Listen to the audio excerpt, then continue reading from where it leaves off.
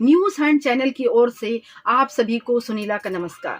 दोस्तों, इन दिनों हमारा अभियान पक्षियों के प्रति लोगों को जागरूक करना है।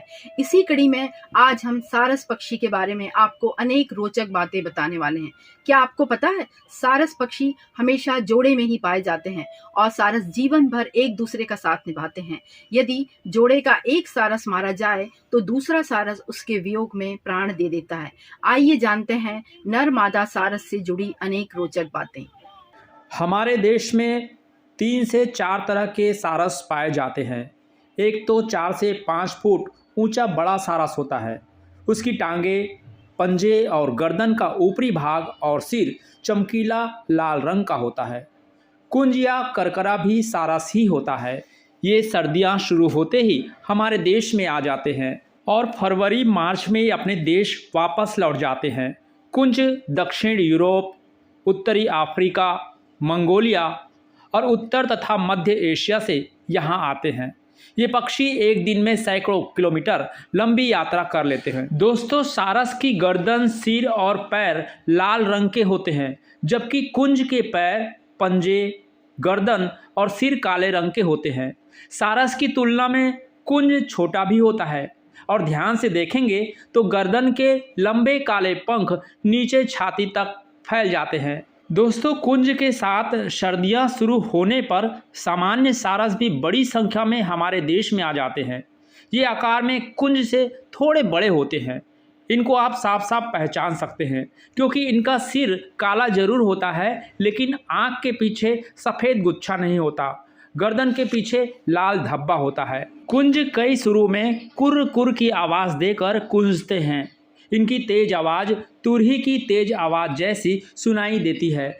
दोस्तों, क्या आपको पता है कि सारस hमेशा जोड़ों में ही देखा जाता है और कहा जाता है कि सारस जीवन भर एक दूसरे का साथ निभाते हैं। अगर जोड़े का एक सारस मारा जाए तो दूसरा उसके दुख में प्राण दे देते हैं। सारस पक्षी के प्रेम और सुंदरता को देखकर महाकवि कालिदास ने खूब लिखा है। सारस आसमान में अंग्रेजी के वी अक्षर के आकार की कतार बनाकर उड़ते हैं। कालिदास ने कतार में उड़ते इन पक्षियों की तुलना बिन खंभे की बंधनवार से की है। सारस आसमान में थोड़ा नीचे ही उड़ते हैं, लेकिन कुंज बहुत ऊंचाई में उड़ान भरते हैं। कई बार तो वे आकाश में धुएं की लकीर की तरह दिखाई देते हैं। महाकवि कालिदास ने इन्हें नदियों, सरोवरों और बाग बगीचों में घूमते फिरते और उड़ते हुए देखा था। मधुर आवाज़ में कुंजते हुए भी सुना था। उन्हें सारस इतने अच्छे लगे कि उन्होंने अपनी कविता में इसका वर्णन किया है। उन्होंने अपने महाकाव्य रघुवंश में पंपा सरोवर में तैरते और गोदावरी नदी के ऊपर उड़ते सुंदर सारसों का वर्णन किया है। ऋतु संहार में नदी तटों पर सारसों के झुंड और मेघदूत में प्रातःकाल क्षिप्रा नदी के किनारे कूंजते सारसों के बारे में बताया है। शहंशाह जहांगीर प्रकृति प्रेमी था। उनको सारस बहुत पसंद थे। उन्हें मालूम था कि इन्हें पालतू भी बनाया जा सकता है, इसलिए उसने सारसों के एक जोड़े को प्यार से पाला। उसका नाम लैला और मजनू रखा। लैला मजनू ने 2 अंडे दिए। मादा रात भर अंडों पर बैठे उन्हें सेती थी। नर सारस पहरेदारी करता था। उन दोनों अंडों से 2 नन्हे बच्चे पैदा हुए।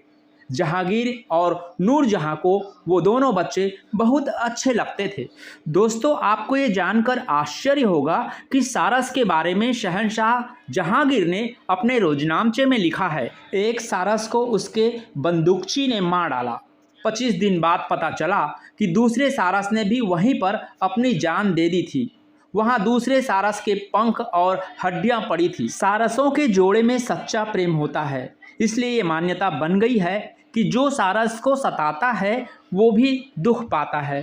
इसका लाभ ये हुआ कि लोग सारसों को मारते या सताते नहीं हैं, इसलिए सारस आदमी से नहीं डरते।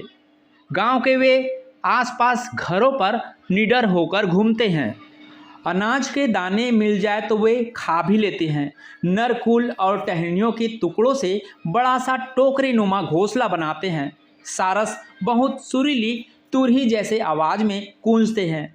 लगता है जैसे कोई मधुर गीत गा रहे हों। प्रजनन काल आने पर सारस मनमोहक नृत्य करते हैं। वे पंख फैलाकर तिरछी चाल से चलते हैं, झुकते, कूदते, इठलाते, एक दूसरे का चक्कर लगाते हुए आकर्षक रूप से नाचते हैं। बाद में मादा हल्के या गुलाबी रंग के अलावा भूरे धब्बों वाले 2 अंडे देती हैं। नर और मादा सारस दोनों ही अंडों की रक्षा करते हैं। वे घोंसलों के आसपास किसी को भी फटकने नहीं देते। छत्तीसगढ़ के ग्रामीण अंचल खेत खलिहानों में साइबेरियाई सारसों का झुंड देखा जा सकता है। दुर्भाग्य ही कहा जाए कि लोगों ने बेरहमी से सारसों का शिकार किया। इस कारण भी प्रवास पर सैकड़ों किलोमीटर दूर आने वाले इन प्रवासी पक्षियों की संख्या अब घटती जा रही है। दोस्तों, सारस आदमी के साथ इतना ज़्यादा हिल मिल जाते हैं कि उनको अपना दोस्त समझने लगते हैं। अब अगर आदमी उनसे प्यार करने के बजाय उनका शिकार कर देगा तो उन पक्षियों के साथ इससे बड़ा धोखा और क्या हो सकता है। सारसों का जीवन संकट में है। दुनिया में इनकी संख्या लगातार घटती जा रही है। इस तरह तो कल उनका नामो निशान मिट जाएगा। वे केवल किताबों तक ही, ग्रंथों तक ही सीमित रह जाएंगे। हमारे पर्यावरण और प्रकृति के लिए क्या ये ठीक होगा? नहीं। तो आइए आज ही संकल्प करें, हम सारसों को और सभी पक्षियों को खूब प्यार करेंगे, उनके लिए बसेरा बनाएंगे। नॉलेज हंट चैनल के लिए आज बस इतना ही। अगली बार किसी नए विषय को लेकर हम रोचक वीडियो लेकर आपके बीच जरूर आएंगे। तब तक के लिए गिरीश मिश्रा का नमस्कार। जय जोहार, जय छत्तीसगढ़।